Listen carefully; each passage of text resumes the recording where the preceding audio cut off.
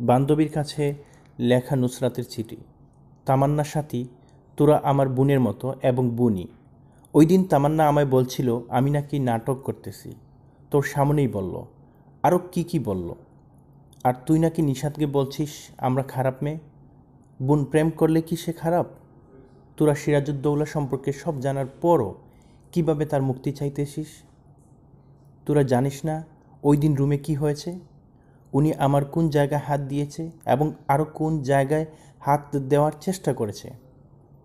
উনি আমায় রুমের ভেতর বলতেছে, নুসরাত ডং করিস না, তুই প্রেম করিস না। ছেলেদের সাথে প্রেম করতে ভালো লাগে? ওরা তোর কি দিতে পারবে? আমি তোকে পরীক্ষার সময় প্রশ্ন দেব, আমি শুধু আমার শরীর দিতাম ওরে। বোন এই জবাবে উত্তর দিলাম, আমি একটা ছেলে না, হাজারটার ছেলে। আমি লড়ব শেষ নিঃশ্বাস পর্যন্ত। আমি প্রথমে যে ভুলটি করেছি আত্মহত্যা করতে গিয়ে, সেই ভুলটা দ্বিতীয়বার করব না। মরে যাওয়া মানে তো হেরে যাওয়া।